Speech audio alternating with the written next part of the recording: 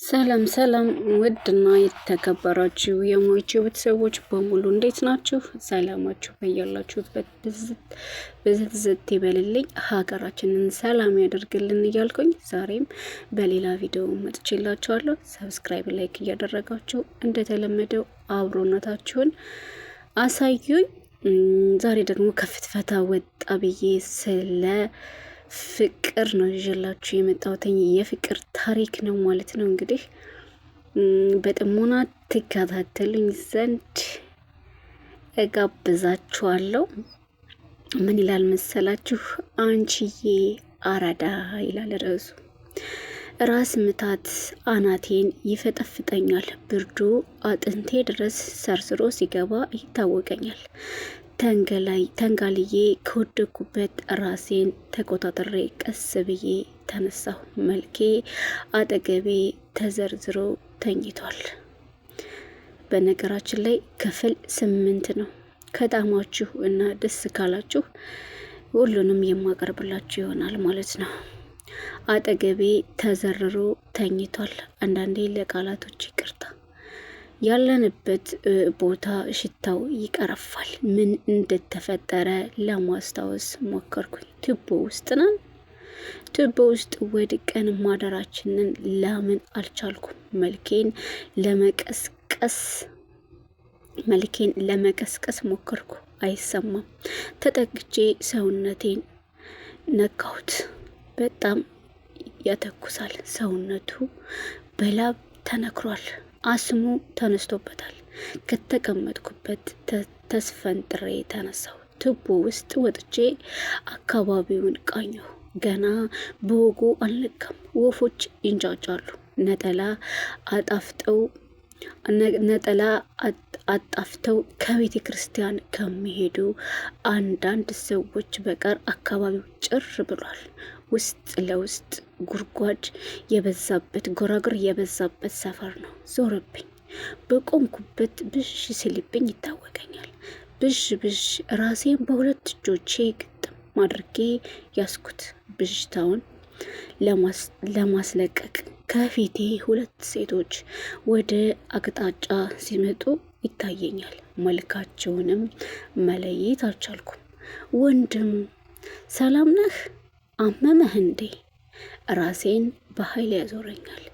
እንደምንም ራሴን ተቆጣጥሬ ጓደኛዬን አሟታል አልኳቸው፣ ጣቴን ወደ ቱቦ እየጠቆምኩኝ። የቤት መኪና ውስጥ ያለን ይመስለኛል። መልኬ አጠገቤ ወንበሩን ተደግፎ ተቀምጧል። ከፊት ወንበር ነጠላ የለበሰች ልጅ ደግማ ወደኛ ትዞራለች። ድምጿን በሰመመን ውስጥ ሆኜ እሰማዋለሁ። መልኳን ማየት ግን አልቻልኩም። ብዥታው አሁንም አልለቀቀኝም። ወደ ክሊኒክ ከሳምንት በኋላ መልኬ ክሊኒክ አልጋ ከያዘ ሳምንት ሆነው። ዛሬ በጥሩ ጤንነት ላይ እንደሆነና መውጣት እንደሚችል ዶክተሩ ነግሮታል። ወደ መልኬ ቤት እየሄድን ነው። እኔ መልኬና የመልኬን ህይወት ያተረፈችው ልጅ ሄለን ቱቦ ውስጥ አግኝታ የረዳችን ልጅ ነች። ሳምንቱን ሙሉ እየተመላለሰች ያስታመመች ደግ ሴት። አንዳንድ ሰዎች የመላእክትን ያክል ናቸው። መላእክቶች መድረስ በሚገባቸው ጊዜ ይከሰታሉ። መልኬም ህይወቱን የሚያተርፍለት መልአክ የሚያስፈልገው ጊዜ ደርሳለታለች። እነሱን ወክላ ወይም ከነሱ ቀድማ ተከሰታለች። መልኬም ይህ የገባው ይመስለኛል። እንደሚገባው አምናለሁ። ከአንድ ዓመት በኋላ ዛሬ ሚዜ ነኝ። አንደኛ ሚዜ ለመልኬ ሰርግ። አዎ ዛሬ መልኬ ያገባል። ሄለን መልኬ ሕክምናውን ጨርሶ ቤት ከተመለሰ በኋላ ተመላልሳ ትጠይቀው ነበር። ለመግባባት ብዙ ጊዜ አልወሰደባቸውም። ፍጹም ቅንና ደግ ባህሪዋ ቀልብን ይገዛል። በሌላ ሰው ማሰብ መቻል ከሰው ልጅ ባህሪያት በላጩ ነው። የማንን ቀልብ ይገዛል? የማንን ልብ ማሸነፍ ይቻላል? የመልኬንም ቢሆን። የሰርጉ አድራሻ በሰዎች ጢም ብሎ ተሞልቷል። የሰርግ ዘፈን ተከፍቷል። ሰው ጥንድ ጥንድ ሆኖ መወዛወዝ ጀመሩ። መልኬና ሄለን ወደ ሰዎቹ ተቀላቀሏቸው። መሀል ላይ ሆነው በዝግታ መደነስ ጀመሩ። ይሄ ክፍል አለቀ። ቀጣዩን ክፍል ላንብብላችሁ። ዝም ብለህ ስማኝማ።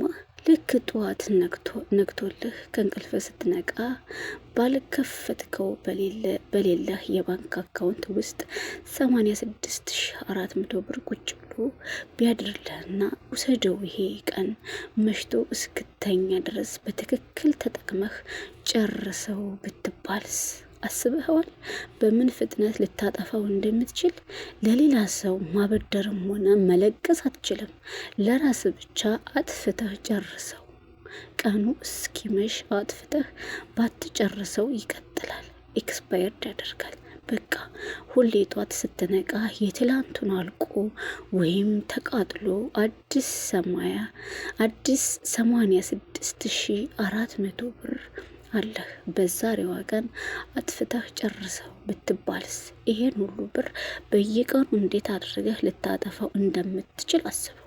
ምን ብትገዛ፣ በምን ብትዝናና በየቀኑ 86,400 ብር ልታጠፋ ትችላለህ? ለነገሩ ብለህ ቆጠብ አትችል። ለነገ ብለህ መቆጠብ አትችል። ደግሞ ነገ ሌላ ተመሳሳይ ብር ይሰጣል። እንዴት ታጠፋዋለህ? አስብከው? ምን ልታደርገው እንደምትችል መጣህ? ወይስ መጀመሪያ ላገኘኸውና አስብበታለሁ አልክ? እኔ ግን በምን አይነት ፍጥነት ተንከባክቤ እንደማጠፋው እያሰብኩ ነው። ለማንኛውም ምን ልልህ መሰለህ፣ በየቀኑ 86,400 ሰከንዶች በነፃ ያለ ጥያቄ ይሰጣል። በልዋጩ የምትከፍለው ነገር አለ። የለም መታወቂያ እንኳን አትጠየቅም። ማመልከቻ ሳታስገባ ሳትከፍል በቅጡ ሳትለምነው የትላንቱን ቀንህን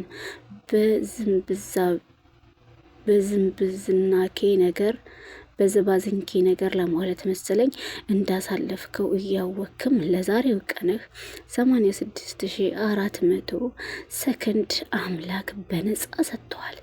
እንዴት ልትጨርሰው አስበሃል? ምን ልታደርግበት እየወሰንክ ነው? በየትኛው ሰከንድ ላይ የዛሬ ኮተት እንደሚጠናቀቅ የምታውቀው ነገር የለም። ሰከንድ ሲጠናቀቅ አንዲት ሰከንድ ማበደር አትችልም። ሰከንዱ ሲጠናቀቅ አለቀ፣ ትሞታለህ። ገንዘብ አላቂ ነው ብለህ እንደምታጠፋው ጊዜ አላቂ ነው። ተጠቀምበት። የዛሬው ቀንህ ልክ መጠቀም ማጥፋትህ ግዴታ እንደሆነ ገንዘብ አድርገህ ተጠቀምክበት። ነገ መኖርህን አታውቅምና ይላል ማለት ነው። ልጩህበት ይላል ደግሞ ልጩህበት ክፍል 1 ስራዬን በጀመርኩ በኃይለኛው ቀን ላይ እንደተለመደው እራቴን በልቼ ቡናዬን ጠጥቼ ከምሽቱ 3 ሰዓት ከሩብ ላይ ወደ ስራ ወጣሁ። እስከ ምሽቱ 5 ሰዓት ድረስ ሲዝናኑ ካመሹት መሀል ከፊሉን ከመጠጥ ቤት ወደ ቤታቸው፣ ከፊሉን ከመጠጥ ቤት አልጋ ወደ ያዙበት ሌላ ሆቴል፣ ከፊሉን ከመጠጥ ቤት ወደ ሌላ መጠጥ ቤት ሲያገላብጡ ቆዩ። ከምሽቱ 5 ሰዓት ከ10 አካባቢ አንድ ቀን ሆቴል ሆኖ ማታ ቅልጥ ወዳለ ጭፈራ ቤት ወደሚቀየር ጭፈራ ቤት ከውስጥ የሚወጣና ትራንስፖርት መጠቀም የሚፈልግ ሰው እስኪመጣ ለመጠበቅ ጠጋ ብዬ እንደቆምኩ አይኔ አንዲት ከራስ ፀጉሯ እስከ እግር ጥፍሯ የሚጣል ነገር የሌላት በዛው ሰዓት ሰማይ ላይ እንዳለችው ጨረቃ ደስ የሚል ውበት ያላት ልጅ መግቢያ በሩ ላይ በስተቀኝ ብርዱን ለመቋቋም ከጡቶቿ በታች እጆቿን አጠላልፋ በማጣመር ቆማለች። ሁኔታዋ ሲታይ ግራ ግብት ያላት ትመስላለች። እዛው ቆማ አንድ ቁልቁል አንዴ ሽቅብ ትገላመጣለች። እድሜዋ በግምት በ19ና በ21 መካከል ቢሆን ነው። እችን የመሰለች ልጅ በዚህ ሰዓት ሊያውም ብቻዋን እንዴት? ትልቁ የውስጤ ጥያቄ ነበር። አካባቢው ለኔ አዲስ ባይሆንም ልጅቷ ግን ለአካባቢው አዲስ ሳትሆን አትቀርም። ከዚህ በፊት አይቻት አላውቅም። ከባጃጅ ወርጄ ምነው ብቻሽን ልበላት አልበላት እያልኩኝ ከፍርሃቴ ጋር ስነታረክ አንዱ ስልክ ሊያናግር ከውስጥ ወደ ውጭ ወጣና ወዲያው ስልኩን አናግሮ እንደጨረሰ አብረን እንግባ ብሎ ልጅቷ ላይ ሙዝዝ አለባት። ከዛ በፊት እንደማይተዋወቀው ከሁኔታዋ ተረዳው። ድርቅ ሲልባት ብስጭት ብላ ውዝ ቅንጥስ ብጥስ እያለች ቀጥታ ወደ እኔ ባጃጅ መጣች። ከመድረሷ በፊት ባላዬ ፊቴን ወደ ፊት ለፊት አዞርኩኝ። ደርሳ ይቅርታ ወንድም ግቢ ትወስደኛለህ ኩንትራት አለች። ዩኒቨርሲቲ ማለቷ ነው። ልጅቷ የዩኒቨርሲቲ ተማሪ እንደሆነች ለማወቅ ጊዜ አላጠፋው። ዩኒቨርሲቲው ደግሞ ከከተማው ትንሽ ወጣ ይላል። 200 ብር ትከፍያለሽ አልኳት። ግማሽ ፊቷ ላይ ዘንፈል ብሎ ጋደም ያለውን ጸጉሯን በቀኝ እጅ 2 ጣቶች ወደ ጀርባዋ ብትን አደረገችና 200 ብር ለተማሪ አይበዛም ወንድሜ፣ ቤተሰብ በወር የሚልክልኝ እኮ 300 ብር ነው አለች። የኔ እናት ስታሳዝን። የትምሮ ህይወት እኮ በጣም ይከብዳል። አሳልፈነዋል። መጀመሪያ አሳዘነችኝ። ቆይቼ ደግሞ ታዲያ አርፈሽ ትምህርትሽን አታጠኝም? በዚህ ሰዓት እዚህ ምን ትሰሪያለሽ ልላት ፈለግኩና እሷ እንዲህ ለማለት ምንም አይነት መብት እንደሌለኝ ቶሎ በማስታወሴ ምላሴን ሰብሰብ አደረጉኝ እና ምን ልክ አለችኝ። እና ምን አልክ አለችኝ። በደንብ ተመለከትኳት። ውስጤ ተላወሰ። እሺ ግቢ እንሂድ አልኳት። በስንት አለችኝ። ደስ ያለሽን ትከፊኛለሽ። ዘላ ገባች። ትንሽ በዝምታ እንዴት ተጓዘን። ድንገት ዘወር አልኩና ሂሳብም አስቀንሰሽ ዝም ብለሽ አያዋጣኝም። ኦኬ ግን ይቅርታ በእናትህ ከሚከብዱኝ ነገሮች አንዱ ጨዋታ ቀድሞ መጀመር ነው አለች።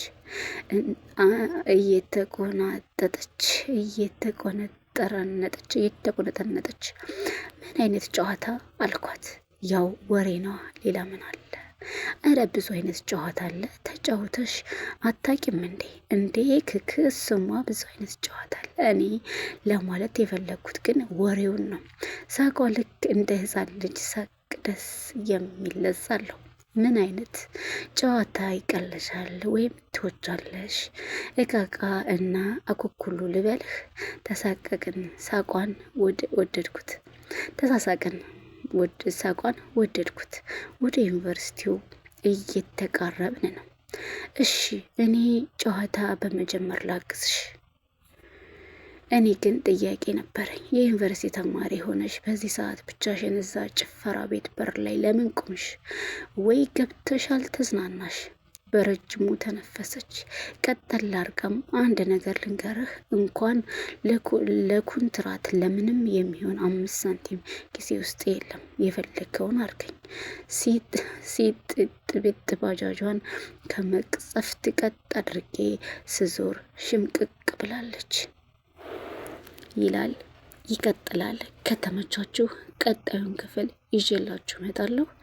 አስተያየታችሁን ኮመንት ላይ ያስቀምጡልኝ። ሰብስክራይብ፣ ላይክ እያደረጋችሁ እንደተለመደው አበረታቱኝ። አዲሶች ሰብ በማድረግ ነባሮች ደግሞ አስተያየታችሁን ኮመንት ላይ በመጻፍና ላይክ በማድረግ ተባበሩ እንላለን። ከልብ አመሰግናለሁ። በሌላ ቪዲዮ እስከምንገናኝ ድረስ ሰላም ሁኑ።